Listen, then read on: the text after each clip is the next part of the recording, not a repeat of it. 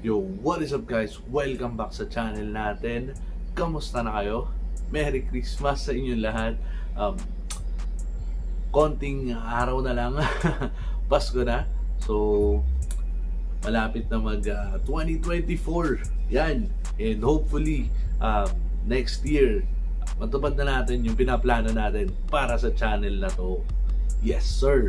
O nga pala, kung bago ka sa channel na to or kung hindi ka pa nakasubscribe, subscribe ka na at click mo na rin yung bell icon para nanonotify ka tuwing may bago tayong video. Yan. At, yun. Ano nga palang pag-uusapan natin ngayon? Well, ang pag-uusapan natin ngayon, eto, ang daming nagtatanong sa akin nito, kasi kasalanan ko din. Kasi sabi ko noon, ako ay isang coil tattoo machine user. So, kasi nga old school ako, di ba? Tapos, yung mga ina-upload kong videos, ang nakikita nyo is naka pen type ako. So, ang dami nagtatanong. So, kasabwat, sabi mo, coil machine user ka, bakit ka naka pen type? Well, paliwanag ko sa inyo ngayon kung bakit nga ba ako nag-switch sa pen type coming from coil tattoo machine. So, para mas maintindihan nyo, intro muna tayo. Okay?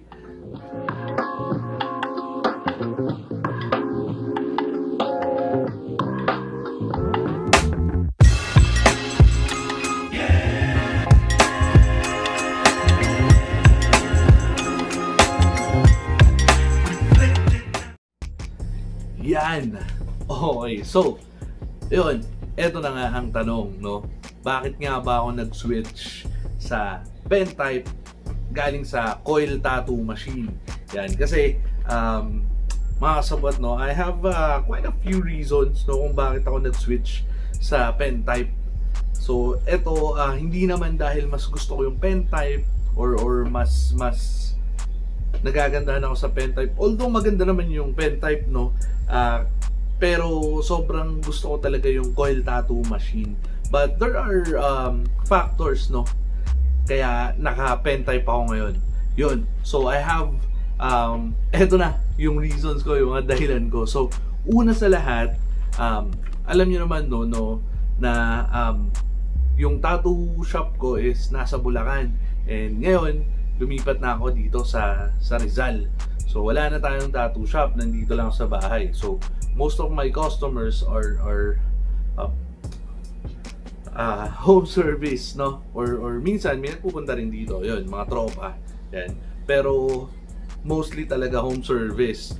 So unang reason ko kaya ako nag pen type is mobility, Yan, kasi nga puro home service, mas madali siyang dalhin, mas madali siyang i-set up, mas magaan, mas madaling gamitin kapag nag-home service kasi hindi ka na dadala ng power supply. Well, it's an option, kung katulad ko, kasi ako, eto mga kasabwat, yan, eto yung gamit ko. Ito yung pen type ko, tapos meron kasi akong battery. Yan. So, hindi na ako gagamit ng power supply. So, naka-battery na lang ako. So, yun yung number one reason, mas madaling bitbitin, mas magaan, tapos hindi na ako mag-wire, pa-power supply, kasi pag nag-power supply ka, may clip cord ka pa, or RCA, whatever you use, at meron pang yung pedal, na inaapakan, o yung foot switch kung tawagin. So, mas madali kapag naka-pen type, especially pag nag-home service tayo. At ano pa nga ba? Since wala na akong wire, mas madaling mag-tattoo. Yan. At mas mabilis mag-setup. Siyempre, pag nag-home service tayo, isa sa kumakain ng oras natin is yung pag-set up pa, di ba? Unlike pag nasa tattoo shop, naka-set up na yan eh. So, andali, di ba? Tapos, pag home service, iligpitin mo pa, babiyahe ka pa pauwi. So, yun. Kaya, mas pinili ko yung pen type sa ngayon. Okay? Yan. Ano pa? Eto. Pangalawa is convenience. Yun. Kasi nga, mas madaling bitbitin, mas magaan, no? Kahit dalawang pen type lang yung dala-dala ko, pwede na siya pang lining, pang shading. Sobrang versatile kasi ng pen type, no? Tapos konting adjust lang, pwede na siyang liner, pwede na siyang pang shade. Yun, so ang dali niyang gamitin. Unlike sa coil, ako kasi sa coil usually ang dala ko diyan apat na machine. Especially kung medyo mahirap yung ginagawa kong design, no, or yung tattoo na gagawin ko. Pero pag sa pen type, kahit dalawa lang yung dala ko, okay na. 'Di ba?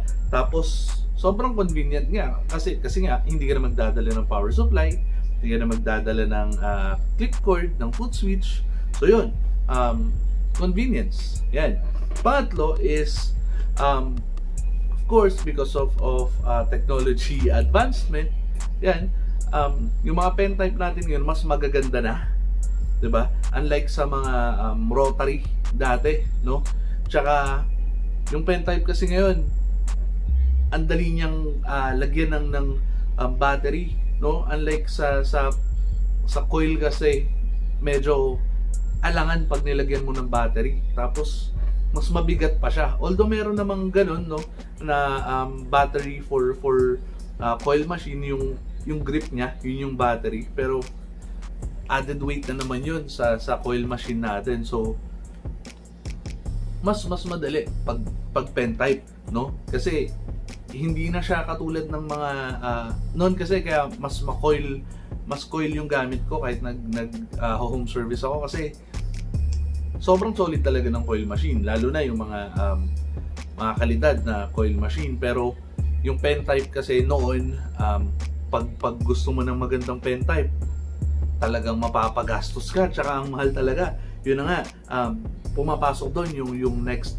reason natin kung bakit tayo nag-switch sa pen type. Kasi noon kasi ang mahal talaga sobra ng pen type, pero ngayon as in ang dami ng mura, around 3,000 to 5,000 may pen type ka na. Unlike dati, gastos ka ng 10k, 15k para sa pen type. So sobrang mahal. So isa ring dahilan yun kung bakit nag-pen type na rin ako, kasi mas mura na siya ngayon. Yan. What else? Ayun nga, battery. Yan. So less hassle, hindi ka na magdadala. Sabi ko nga, paulit-ulit na lang ako. Hindi ka na magdadala ng power supply, wala nang wires, mas madaling magtato, 'di ba? Ang daling ibalot ng machine. Unlike sa coil kasi, ibabalot mo pa yung wire, yung foot switch, yung machine. Tapos kapag binalot mo pa yung machine, since gumagalaw siya, pwedeng kainin yung plastic, tapos humihinto siya. So less hassle pag naka pen type tayo. Next one, ito, customer. Yan. Bakit nga ba kasama sa reason yung customer? Since kasi syempre social media, yan, nakikita nila, karamihan ng tattoo artist ngayon naka pen type.